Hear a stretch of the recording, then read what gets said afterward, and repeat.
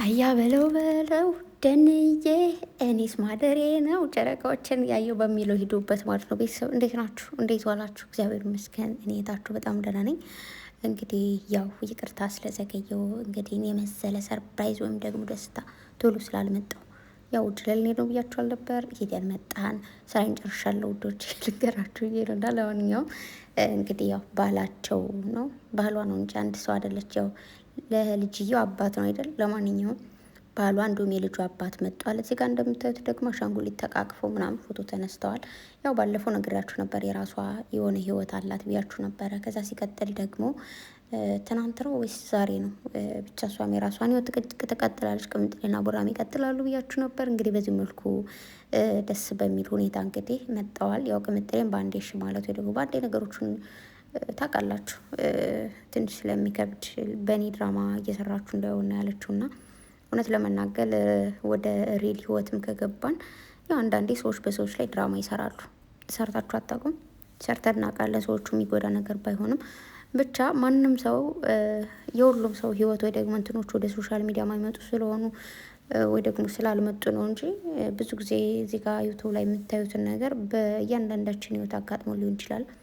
አይ ነው ምናልባት ያላጋጠማችሁ ትኖራላችሁ። ማለት ለምሳሌ እኔ ያጋጠመኝ ማለት እናንተ ያጋጥማችኋል ማለት አይደለም። እኔ ያጋጠመኝ ነገር እናንተ ሊያጋጥማችሁ ይችላል።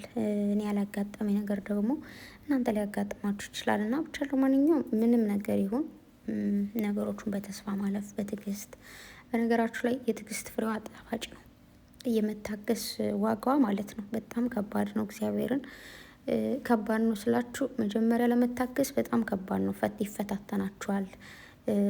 በቃ አለ አይደለ ሰው ስለሆነ ስሜት አለ ምላችሁ ስሜት ስላችሁ አሁን ሰው ሲያናደዳችሁ ምናምን ስሜታችሁን ዋጥ አርጋችሁ ዝም ትላላችሁ አይደል? ያዝ ታረጉታላችሁ። ግን ያቺ እንደዛችሁ የያዛችኋት ነገር አንደኛ ያን ሰው ያናደዳችሁን ሰው ወይ ደግሞ እናንተ ሊያበሳጫችሁ የሞከረውን ሰው አንደኛ ወይኔ ምን አይነት ሰው ነው ምናምን ብሎ ደንግጦ እናንተን ቶሎ ይቅርታ ነው ጠይቃችሁ የምታደርጉት። ወይ ደግሞ ሊያናደዳችሁ ከሆነ የመጣው እናንተ ሳትናደዱ ስትቀሩ ራሱ ይናደዳል ማለት ነው። ከዛ እናንተ ደግሞ ቆም ብላችሁ ስታዩት ለምሳሌ ይቅርታ አድርጉልኝ በዚህ ምሳሌ ሳደርግላችሁ እንጂ ምን ይባላል የሰው ልጅ ሰውን የሚገለው ወዶ አይደለም። እውነት ለመናገር ግን ከገደለው በኋላ የሚደሰተው ለ5 ሰከንድ ነው ይባላልም ሳይሆን እውነት አይደለም። መግደል ቀርቶ ሰውን አናድዷችሁ አንዳንዴ ወይ ልጆቻችሁን ሊሆን ይችላል እህቶቻችሁን ገርፋችሁ ከዛ በኋላ ወደሆኑ ሲያለቅሱ ስታያቸው ነብሳችሁ ነው ብጭቅ የሚለው ማለት ባልመታ ውስጥ ላላችሁ ግን ከመታችሁ መታችኋል ይቅርታ ነው ማለት የምትችሉት እንጂ የመታችሁትን ነገር ምንም ማድረግ አይቻልም። እኔ አንዳንዴ ማለት ልጆች መምታት ምናምን አልወድም። አይደለም መምታት መቆጣት አልወድም። ግን የሆነ ጊዜ ለመጀመሪያ ጊዜ የእህቴ ልጅ ቆንጥጬ አውቃለሁ ማለት ነው። በጣም እንትን እያለ ነበረ ማለት የሆነ ማይሆን ማለት ለእሱ ማይጠቅመውን ነገር እያደረገ ነበረ። ትንሽ እኮ ነው ግን ተው ብዬው አልሰማኝ ያለ ግን እንዲሰማኝ ስለፈለግኩኝ ብቻ ለመጀመሪያ ጊዜ ትንሽ ነው የቆነጠጥኩት። ግን በቃ ሲያለቅስ ማለት ነው የት አባቴ ልግባ የሆነ ብሞት ራሱ ደስ ይለኝ ነበር በዛን ታይም እና እኩል ነበር አብሬ እያለቀስኩኝ የነበረው ማለት ቆነጠጥኩት አለቀሰ ግን አብሬ እያለቀስኩ ነበርና አብሬው ሳለቅስ እሱ ልቅሶውን ትቶ እያባበለኝ ነበር። አይ ቲንክ 3 አመቱ ወይ 4 አመቱ ይሆን ነበር በዛን ታይም እና መቼም ደግሞ በህይወት የማረሳው ቀን ወይ ደግሞ ጊዜ ነው። ምክንያቱም ነክቼው አላቅም ማንንም በቃ አሁን ለወደፊቱ እስካሁንም ወደፊትም ቢሆን ማንንም መቆንጠጥም ምንም ማለትም አልፈልግም። ግን አንዳንዴ በህይወታችሁ ቢሆን የሚያስገድዳችሁ ነገር ሊፈጠር ይችላል። ግን ያኔ ምናልባት አንዳንድ የምንነገረን ምሳሌ ላይገባን ይችላል። ግን ከደረሰ ይገባችኋል። እኔ በቀላሉ የተማርኩት ነገር እሱ ነው እና የሆነ አንዳንዴ ሰዎች ሲጮባችሁ የሆነ ሲያናድዷችሁ ምናምን ትናድዳላችሁ በጣም ግን ለትንሽ ደቂቃ ነው ተናዳችሁ ያልፋችኋል። ግን ያ ሰው የሆነ ሲበድላችሁ ወይ ሲመታችሁ ሊሆን ይችላል እኮ ልትመጡ ትችላላችሁ አይደለም መቶት ከተናገረኝም ባጋጨው ደስ ይለኛል። እውነት ለመናገር ከመታችሁ ግን ምቱትሽ እንዳታንቀላፉ። እናንተ ደግሞ አንድ ሰው እንደዚህ ጣትሽን እንደዚህ በጣቱ ንክት ካደረገሽ ማለት ነው በትልቅ ድንጋይ አንስተሽ ጭንቅላቱን እንደዛ ነው። ተንኮል ተማሩ። የምሬን ነው። ግን እንዴት ይመቷችኋል ማለት እነሱ እንዴት ይዳፈራሉ?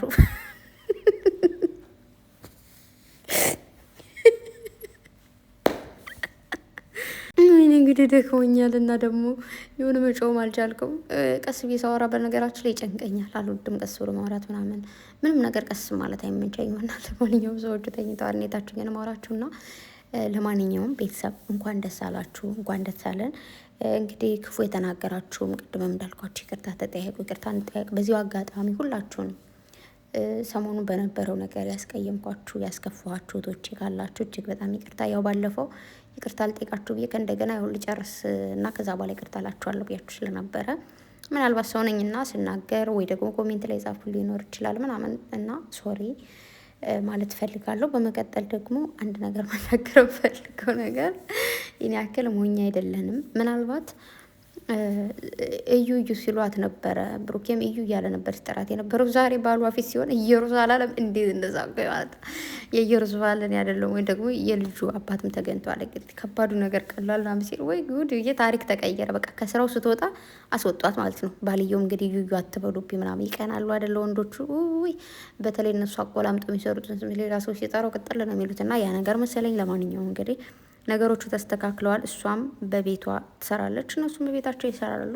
እና ደግሞ አንዳንድ እህቶቼ ደግሞ እኛማ እንዴት ነው ሰብስክራይብ እናደርጋት እያላችሁ ነው። እና እውነት ለመናገር ይቅርታ አድርጉልኝ። እኔ ራሱ ገና ሰብስክራይብ አላደረግኳትም ማለት ነገሩ እንትን ይበል በምን አይነት መልኩ ነው የሚያልቀው ምናምን ብዬ ሳይሆን ሰብስክራይብ ለማድረግ ጊዜው አይሄድም። ግን አንዳንዴ የሆነ ነገር እናንተ አድርጋችኋል ሰውን አድርጉ የሚባለው ግን ያ ሰብስክራይብ አላደርግኳትም እስካሁን፣ ግን አደርጋታለሁ። ምክንያቱም አይ ነው ያው እንደዚህ አይነት ነገር መስራት ምናምን ጥሩ እንዳልሆነ አውቃለሁ። ግን አንዳንዴ ደግሞ የሰው ልጅ ጓደኝነት ወይ ደግሞ ትውውቅ ወዳጅነት ማለት በፈለጋችሁ ጊዜ መገኘት ነው ይባል የለ። ስለዚህ እሷ ደግሞ ትክክለኛ ወዳጅ ለእነሱ መሆናቸውን ደግሞ መሆኗን አሳይታለች።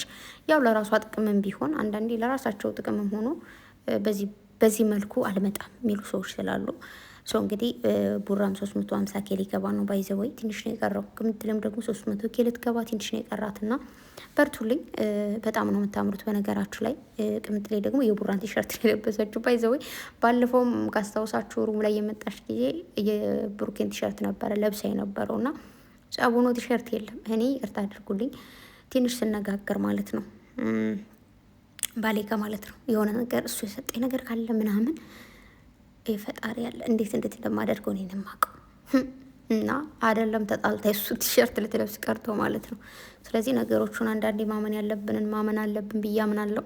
ማመን የሌለብንን ነገር ደግሞ ማመን የለብንም። ያው እንግዲህ እዚህ በፊትም ብሩኬ እንደማደርገው ተናግሬ የነበረ ምክንያቱም ያው ብሩኬ በጥሩ ጊዜ ወይ ደግሞ በደህናው ጊዜ በደንብ አድርጎ ስለ ማንነቱ ግልጽ አድርጎ ያሳየን ሰው ስለሆነ ቅምጥሌም ስለ ማንነቷ በደንብ በግርግር መሀል የሰው ማንነት አይታወቅም። ባይዘወይ በእንደዚህ አይነት ሰዎች የማንም ማንነት ሊታወቅ አይችልም። እና በደህናው ጊዜ ማንነት አቀናል ቃል የሚያስገቡ ነገር አለ እንዳትረሱ።